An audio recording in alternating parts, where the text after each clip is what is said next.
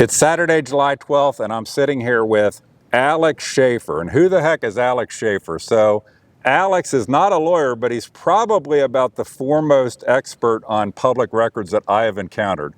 He took note of me when I argued a case before the Supreme Court relating to Union Township and the mail list. And then I've gotten to know him, and I've taken note of the cases that he has filed. And this, guys, I got to fist bump you because you are, in a world where a lot of lawyers won't take cases involving things like public records, you have to do stuff pro se a lot of times. You have to do it yourself. And I think you're one of the foremost. You're probably a very prolific filer, but a very successful filer also. And so, as you know, you learned that I am a terrorist, a paper terrorist, and a sovereign citizen movement member, which I don't even really know what that means, but I'm gonna have to figure that out, based on Brian Shrive, the prosecutor in Claremont County.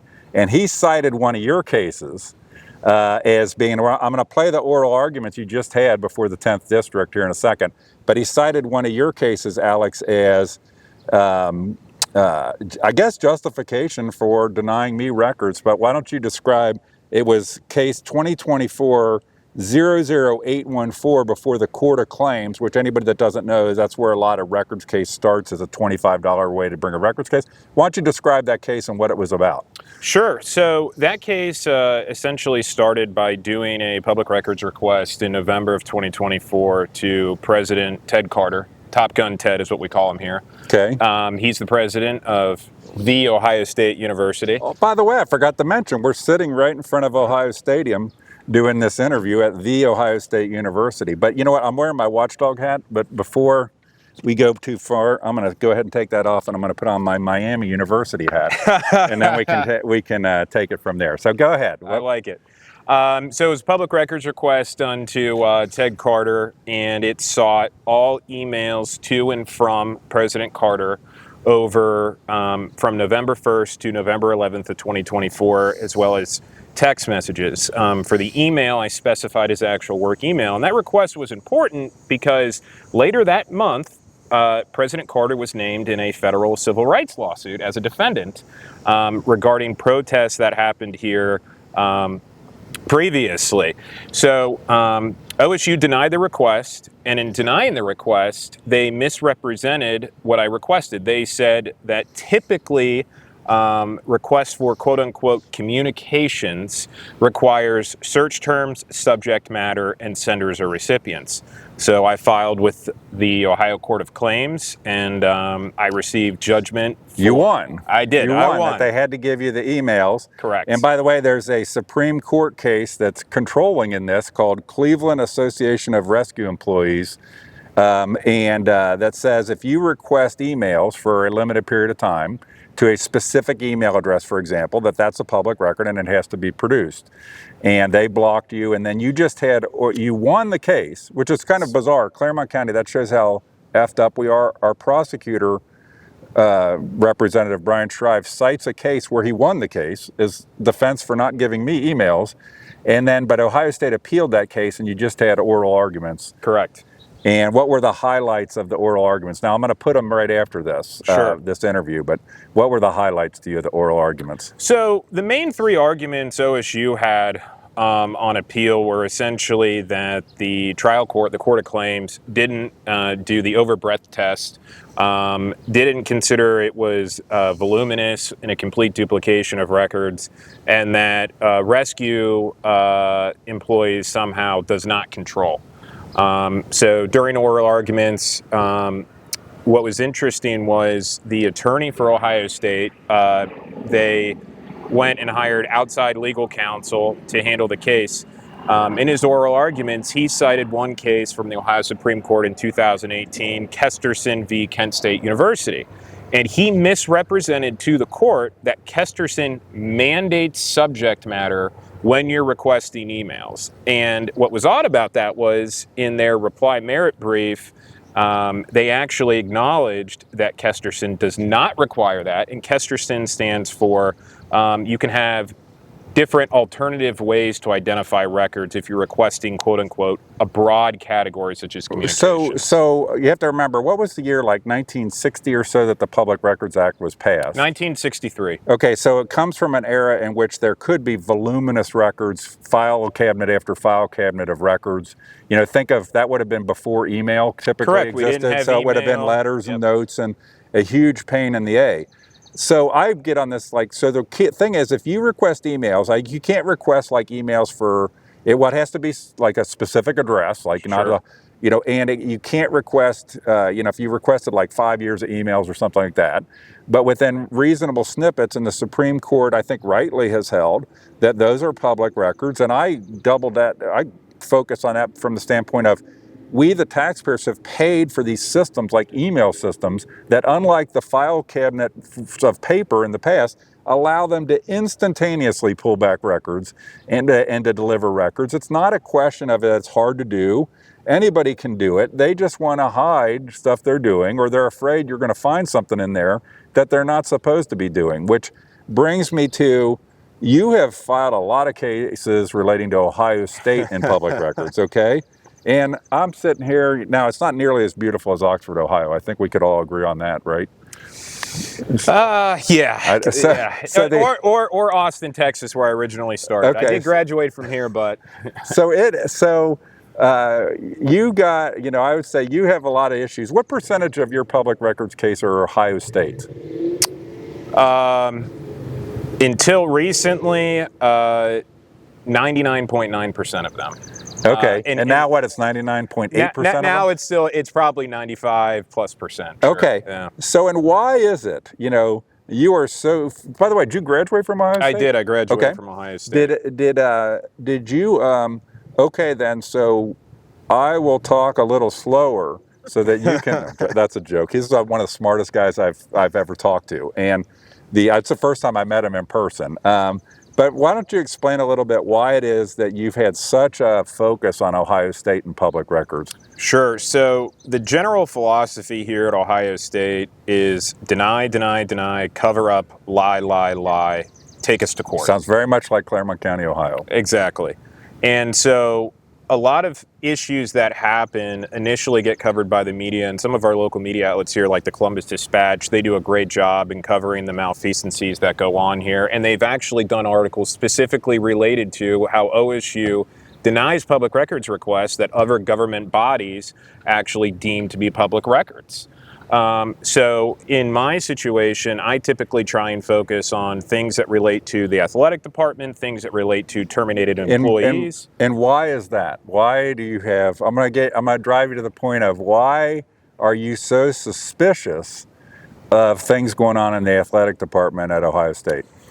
Interactions that I've had here, both as an athlete, a swimmer, interactions that I've had just in my time, in general, working with the athletic department on different things, different policies and what they're doing, how they try and shield where their money comes from, how they outsource. Pretty much everything in the athletic department now is outsourced. And really they try and hide their operations, really because of this stadium here in the background for 7-8 football Saturdays in the fall, where shitloads of money get involved. So one of the things you told me at one point relating to Ohio State in their tickets and their sports programs that seemed a little sketchy to me was that they have tickets maybe at a certain face value, but they are actually involved in, per se, brokering those tickets to resellers that are jacking up the price on the tickets, that the university is directly involved. I know there's stuff going on around this, but can you say anything about that, or what would you say about that situation? Absolutely, and it's not per se, it is happening. So the Ohio State contracted with a company in Kansas City called Tickets for Less, which is a ticket broker. They are a member of the National Association of Ticket Brokers. And within that, OSU contracts with them to what we call in the industry backdooring tickets. It means that they are taking tickets at this stadium, at the Schottenstein Center, at other facilities that they have, and instead of giving those to the general public directly from the value on the ticket, at the face value on the ticket, They then are scalping their own tickets on the secondary market and ripping consumers off and misleading them based on what the tickets actually should cost based on what the face value is. Meaning they're just looking to put more money into their government coffers. But interestingly, we have an active case right now because the details of that contract, they don't want to give up. So you're saying what, if this had 100,000 seats or whatever, 110,000 seats Sure. or something, so you're saying some percentage of those tickets, they have a face value price. Let's say all the tickets were $100 a ticket or $50, whatever, Sure. $100 a ticket. You're saying some of those, they're not actually selling for that face value per se, but they're brokering them to ticket sellers. And the university is actually making more money on those tickets than they otherwise would have made? Exactly. And so basically they give them to that company, Tickets for Less, and Tickets for Less sells them on the secondary market, Vivid Seats, StubHub, SeatGeek, those different websites.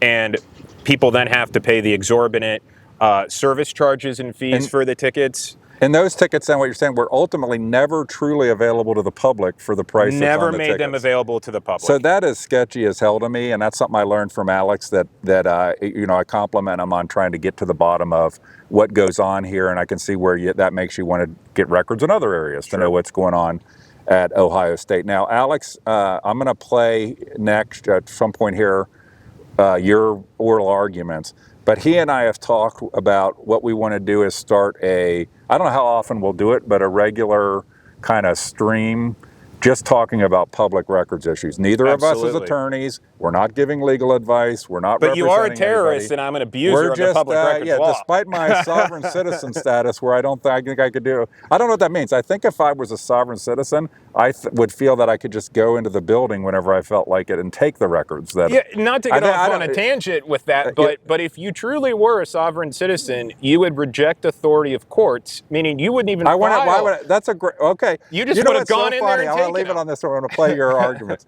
Somebody I know sent me, apparently the Supreme Court has classes you can take, like online classes to learn about. And one of the classes is called like the sovereign citizen in the court system.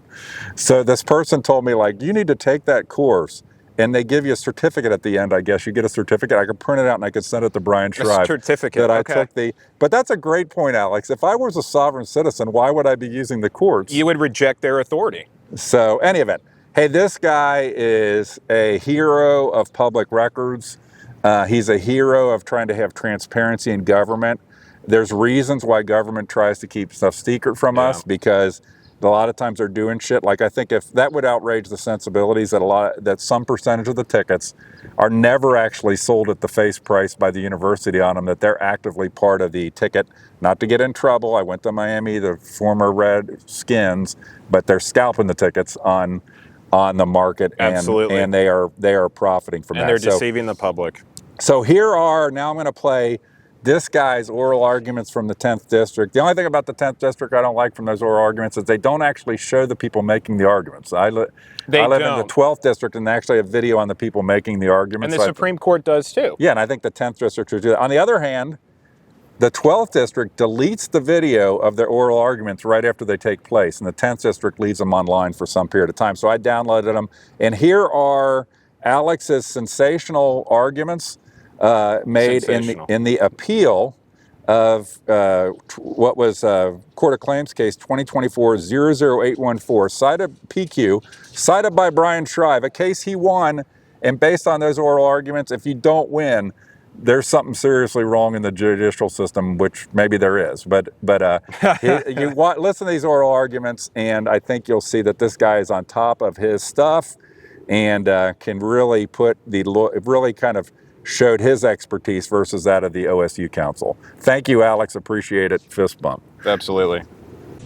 Our next case on today's 9:30 a.m. docket is Alex Schaffer versus the Ohio State University. Case number 25-215. Let's see here. We have Mr. Sheets here. Is that right? Yep. On behalf of the Ohio State University. Mr. Schaffer is here pro se, which means on his own behalf. Mr. Schaffer, have you ever argued here before? I have not. Okay. When you come up to the podium, when it's your turn, I'll kind of walk you through all of the elements of what's going to be happening. Okay? Thank you. All right, so Mr. Sheets, you can approach when you're ready. And would you like to reserve any time for rebuttal? Yes, I would, Your Honor, just 3 minutes. 3 minutes. The court could indulge me for 1 second. My computer is, I don't know, trouble. Sure. It'll last for a long time. I'll just, let's say it. Absolutely fine. Give me 1 second. I'm so sorry. There we go.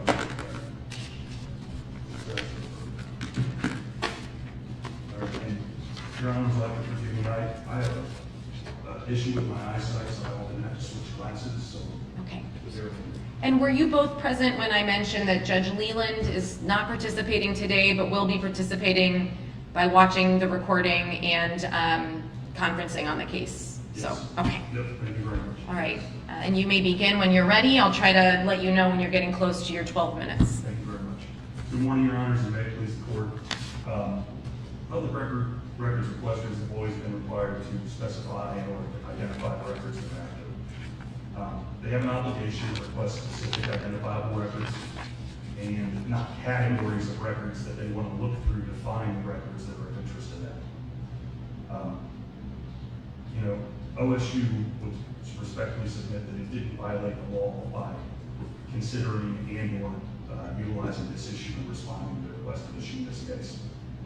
OSU cannot and does not dispute the similarity between the requested issue in this case and the requested issue with rescue employees. And OSU, I'll go ahead and steal Applebee's thunder a little bit perhaps, but OSU is also mindful of the distinction between those requests, that the duration in rescue employees was longer than the duration at issue in the request here. But OSU would still respectfully submit that rescue employees did not overrule Kesterson, did not overrule Glasgow, and did not overrule Sedonis, and that all of those cases are still, in those standards set forth in those cases, should be considered as part of the analysis and framework in this case. Let me ask you maybe a two-part question here. Is it OSU's position that it's unable to identify the records that Mr. Schaffer has requested? Yes, in the sense that OSU's position is that, so we're looking at the split between before and after rescue employees. OSU's position is that it's Mr. Schaffer's obligation to identify the records he's after, and that part of that equation should be the subject matter limitation. And that kind of leads into the next question, but I mean, he's requested all emails from a particular email account.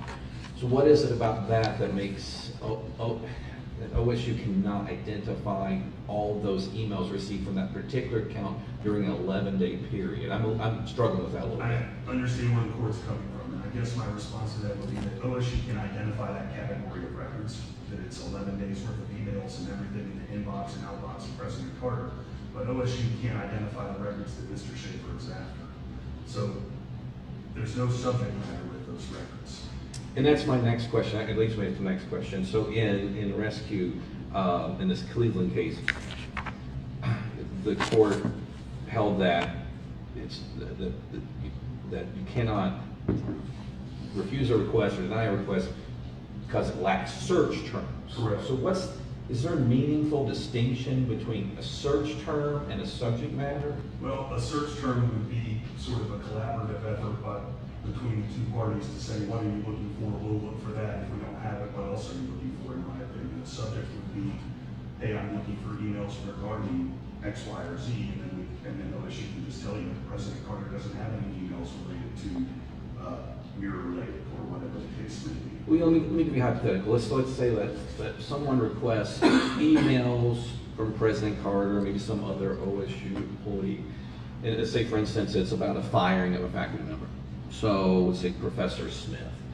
So the distinction here, if someone requests public records, say emails for, let's say, an 11-day period regarding the firing of Professor Smith as a subject matter versus search the terms firing of Professor Smith, what's the distinction there?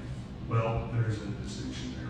Okay. But in that example, there's at least some subject given. So rescue employees didn't just say, it didn't obviate the subject matter criteria that was set forth in Kesterson. What it said was Cleveland had to make a meaningful review and it couldn't sit on its hands and wait for search terms. You know, I have to admit that the court's hypothetical does raise a good point. However, I still would fall back on Kesterson hasn't been overruled, and it says subject matter is a criteria.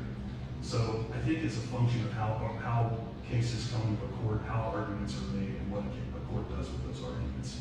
And I think, unfortunately, rescue employees has sort of the feel of it, you don't have to worry about the subject matter anymore, but I guess my point would be, and OSU's point would be, that it didn't overrule Kesterson or Glasgow or these other cases that are in a brief. And so that criteria is still there. I think it was really a function of Cleveland said, we're not going to do this unless you provide search terms. That's not what OSU did here. It said, hey, you've submitted an overbroad request for an entire category of documents. I understand how the court could say, well, I think that's a distinction without a difference. I would submit that it's still a distinction. I mean, there is a subject matter criteria requirement, would probably be an overstatement, but our criteria under Kesterson, it hasn't been overruled. In addition to the overbreadth issue, there's also the complete duplication issue.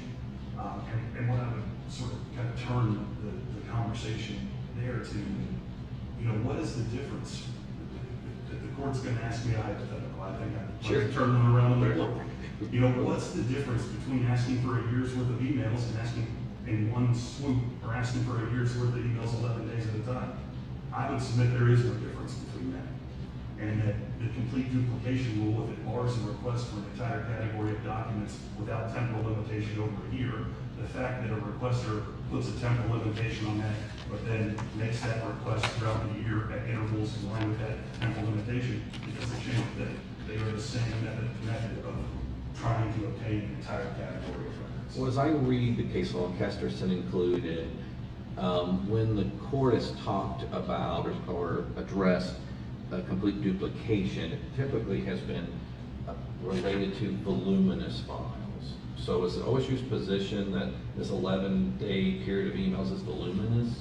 Not that the 11-day period is, but that if you allow a requester to submit a request every 11 days for 11 days worth of emails, that it is the same force and effect and again a distinction without a difference. And I know that issue is not before us currently, but I know that as the court can take into consideration the totality of the circumstances in the request. So it's OSU's position, as I understand that we can look at Mr. Schaffer's other requests and other cases in making that determination. So if it were as an evidentiary matter, that stuff's not on the record, right? And the Court of Appeals is confined to the record. However, once those facts now become part of a retrievable case that's available through all the databases, now those facts, the number of requests Mr. Schaffer made, his conduct, how the Court of Claims treated it, now those are a matter of public record. That's a case that the court can hold like any other case using a citation. So I would submit that yes, it can be considered. And part of OSU's point with this appeal is that those factors perhaps could have been considered had, in the underlying case here, had the Court of Claims not just done a straight comparison between the request and said, this request is just like the request in rescue employees, so it's all good. OSU's position would be, hey, you need to go through these overbreadth elements. It is a totality of the circumstances consideration. And, you know, even the Supreme Court and rescue employees still recognize that a request for all emails can be overbroad. It cited Bristow, some other cases in the Stray site where it says, hey, these could still be overbroad requests. The Court of Claims, same recognition in their decision. So again, I go back to these, Your Honors, I mean, these are not fine line distinctions between these topics. They sort of blend together. But I would keep going back to, again, what is the difference between asking for a year's worth of emails and asking for a year's worth of emails on an 11-day? And that same pattern could have been followed by the Cleveland rescue employees as well, right? They could have made the request and then another request and another, and that consideration. I haven't read the briefs before the Supreme Court, but I am curious as to whether that exact issue was raised before them. And I imagine that whatever we say here will go down there, and then they can provide some clarification. But it would seem that concern is a concern that touches every case, right? That you can continue to do these smaller requests over and over again. I think that's true to the issue of whether the Supreme Court considered it. I don't think they did. I mean, the Court of Claims in its decision even recognized, I can't remember if it was a footnote, I could probably pull the exact page, but they said, hey, look, the Supreme Court may have not had the opportunity to consider overbreadth and complete duplication arguments. It more looked at it as just the 11-day period, it identifies the sender recipient and that. But I don't know if Cleveland raised those arguments or not. I know that doesn't foreclose OSU from making them. Sure.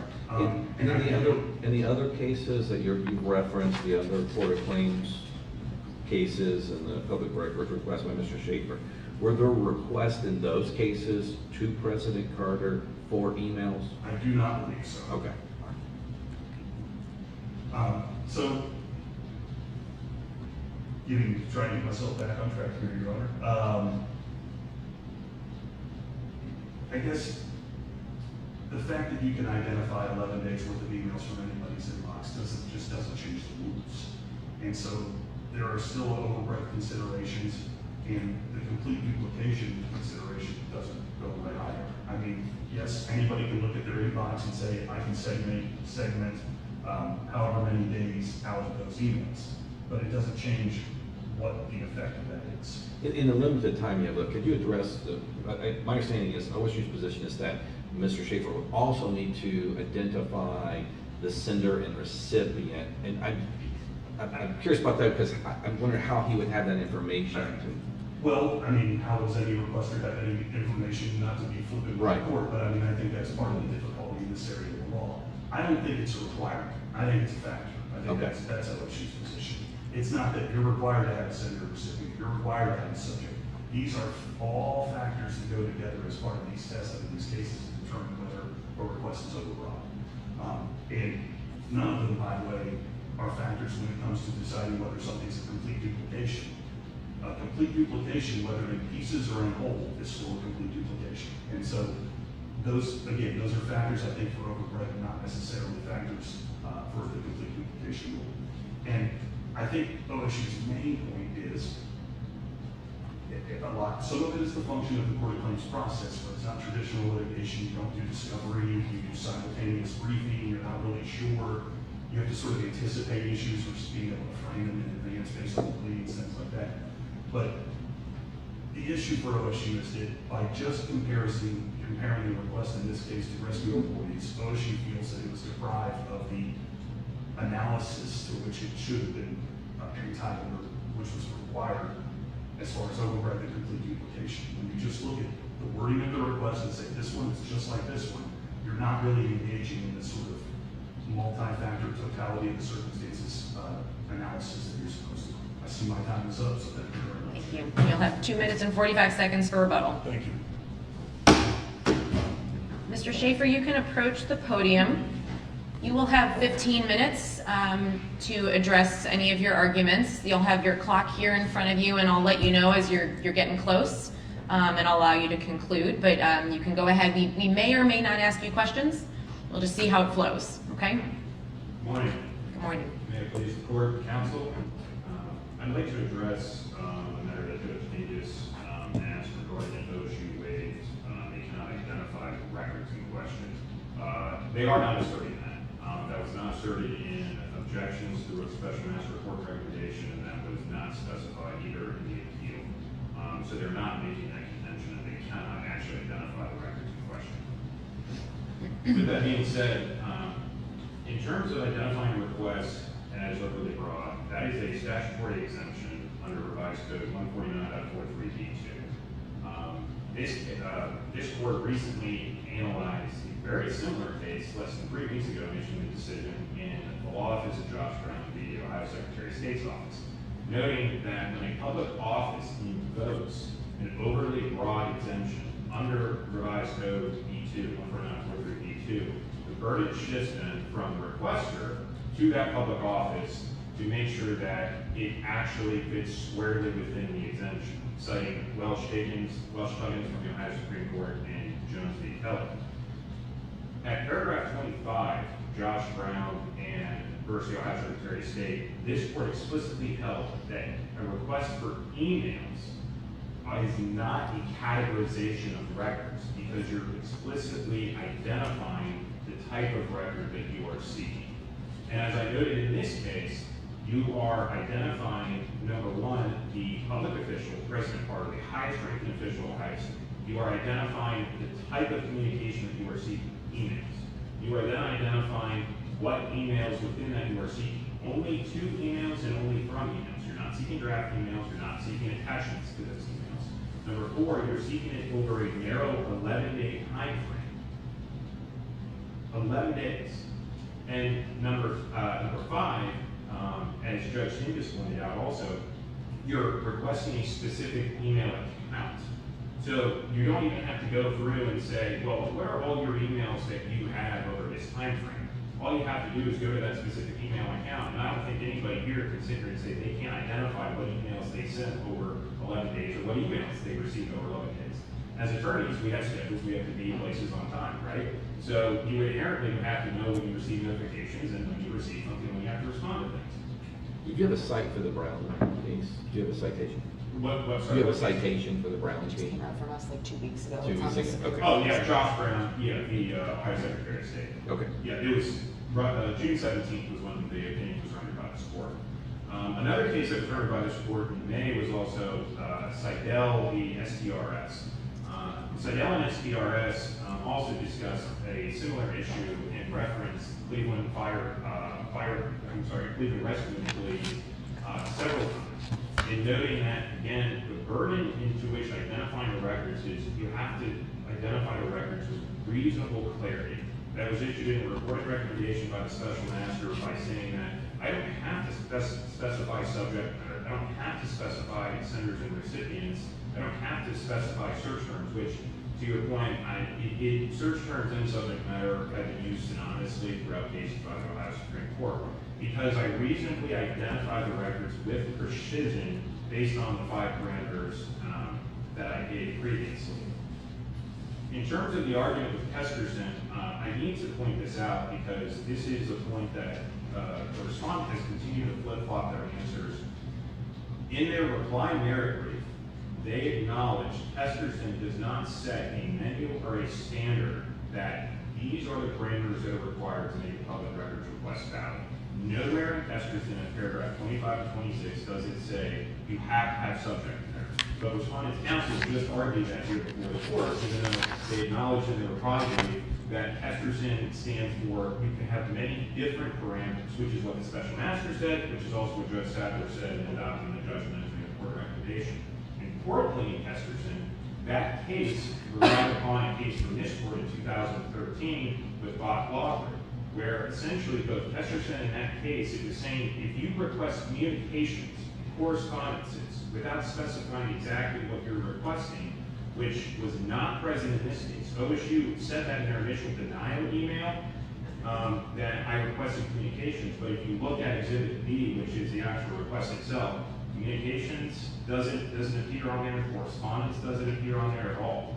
So what Kesterson stood for with Bob Lawford was saying you can have and cast a quote-unquote wide net for a broad category of records in which you want to inspect or you want to receive, but you can narrow that down appropriately by providing different factors. I've done that based on the factors that I've provided, and as I mentioned before, there's no set menu of factors that apply to which you need to specifically identify records for. But Kesterson, though, it's a little different than your request here, though, right?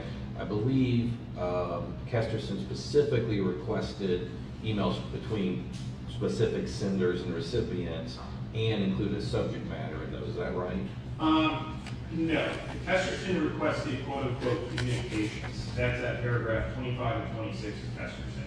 In doing so, they provided subject matter and they provided senders and recipients, right, but not even in all of those cases. And the court in Kesterson explicitly noted that. So again, there's a differentiation between communications, a broad category of records without specifying what it is. What are communications? Well, as attorneys, you receive notification from the court for e-filings. Well, that's communication. Then the dockets that you file with the court, the court filings you file with the court, that's communication. Emails, text messages, letters. When you receive service of a complaint, that's communications, right? But emails are specifically identifying what type of communications you're seeking. So that's why requesters in the court said you can request communications overall as long as you provide different qualifying factors to narrow that down. How do you respond to OSU's argument about the sort of, maybe this particular one is hemmed in by the 11-day time frame, but you can continue to, and apparently have continued to, request records that request duplication of entire files or entire email accounts? How do you handle that, or how do you address that? Sure. So that was addressed in my merit brief, and really it's very simple on a couple of grounds. Number one, the General Assembly is the ultimate arbitrator in terms of public records law. So as was explained in WBNS v. Dues, which is in the merit brief, a good sense judicial ruling cannot override the statutory commands. In the statute, under Revised Code 149.43b4 and b5, the requester can remain anonymous. So you can have anybody essentially take that into account, which inherently is, I think, the point that this court was attempting to ask the appellant, is that that's an inherent factor that you can consider because you can just do that. And I'll give an example to that is, if I request a personnel file for Kevin McGuff, the OSU women's basketball coach, who was recently arrested for DUI in Dublin, where I live. And I request that personnel file on a weekly basis because if he has a work improvement plan, if he's on probation, I want to see what's put in his personnel file. If I request that continually over a weekly basis, then is that a complete duplication of records? No, because you're specifying exactly what you're looking for in that time frame. Number two, that's essentially asking for a hypothetical question. And as I noted in the merit brief, courts can't decide, cases based on hypothetical questions. Rocky River was just issued by the Ohio Supreme Court, authored by Justice Fisher, saying that you have to decide cases based on what is actually in front of you, which is what the Court of Claims said is in front of us is this request, and that is what we have to determine the case upon. In terms of making an argument on the other cases with the Court of Claims, first of all, those cases were decided. Those cases were not actually decided. Those cases were dismissed without prejudice for lack of jurisdiction. When a case is dismissed for lack of jurisdiction, then it's as if the case never happened. There's no factual findings found. Third, that's actually divested. Secondly, that's the court's divested of jurisdiction of that because those cases now are pending with the Ohio Supreme Court for them to determine any issues. But also within that, the court has already determined in the Court of Claims between Ohio State and myself that other requests and the amount of requests they receive are actually completely irrelevant. That was in Schaffer v. Ohio State, Court of Claims number 2024-00293-PQ, citing Watt v. the City of Cleveland. Watt v. the City of Cleveland was issued by the Ohio Supreme Court in 1998, where a requester was requesting accident reports on a daily basis, and the Ohio Supreme Court said that's a perfectly legitimate request because you're identifying the records just like you are in your emails, and you're requesting them in individual terms based on what you want to look for. No pleading of too much time, expense, interference with government operations can be used as an excuse for not turning over public records. That was held by Beacon Journal v. Andrews in 1976, and that was also cited recently also in Josh Brown along with Toledo v. Seneca County. Thank you. Thank you. You still have 5 minutes remaining. If there's no more questions, I really would rest my case and see. Well, thank you very much for your argument. Thank you. Mr. Sheets, you have 240. 240 something. So, first of all, the complete duplication rule, I don't think is a matter of statute. I think that's a case law exception. And so, this idea that the General Assembly needs to weigh in on that, I think is kind of misplaced. I would also say that the notion that the Court of Claims decision, because it was dismissed with prejudice, has no value or no factual findings. It wasn't just dismissed with prejudice, it was dismissed with prejudice after the Court of Claims found that Mr. Schaffer was abusing the public records process, the Court of Claims process, and that the Court of Claims was no longer going to play a part in the abuse of that process. I think OSU, again, the totality of the circumstances, can consider sort of who they're dealing with and how they make requests. And one other factor here I think that's kind of gotten lost in the discussion. The requested issue here is just the email request. But when Mr. Schaffer made his request, it was for emails and text messages in a broad category that the Court of Claims actually did find was overbroad. So I I think that bears some consideration in terms of how OSU's actions are judged. They didn't just get a request for 11 days worth of emails. They got a request for 11 days worth of emails, and then all of these text messages without specified work or personal cell phone. And the Court of Claims found that significant. I think that's significant in terms of OSU's conduct. I just don't think they can view not isolation. I guess the last thing I'd say is this. Cited, Brown, these are cases that have been decided since the Court of Claims decision and since this appeal. The Court of Claims statute says that they're supposed to make decisions basically on the ordinary application of case law, which I think the court can reasonably infer means case law that existed at the time. So those cases didn't exist at the time. All we had was rescue employees that said, hey, we're not going to require search terms. As cited in our brief, and as I've said repeatedly, Zebelis, Esther said these other cases haven't been overruled, but Summers versus Fox, Bristow versus Baxter, Paramount Advantage, which is one of the Court of Claims' own cases, also existed at the time. So I understand that the law, and I'll be honest with the court, there's Macklin, a Supreme Court decision has recently cited rescue employees. It's not a favorable decision for OSU, but it did not exist at the time of this decision. It did not exist at the time that the matter was briefed by the parties and decided by the court. I would just humbly submit that OSU acted in good faith. It interpreted a request as overbroad. It informed Mr. Schaffer as such. He immediately filed litigation. OSU lost, but it does not believe that it took a bad faith position or that it misinterpreted the law. And I would again submit that a complete duplication in parts is still a complete duplication. With that, thank you. Thank you. Thank you both for your arguments. The case is submitted and you'll receive a decision in writing.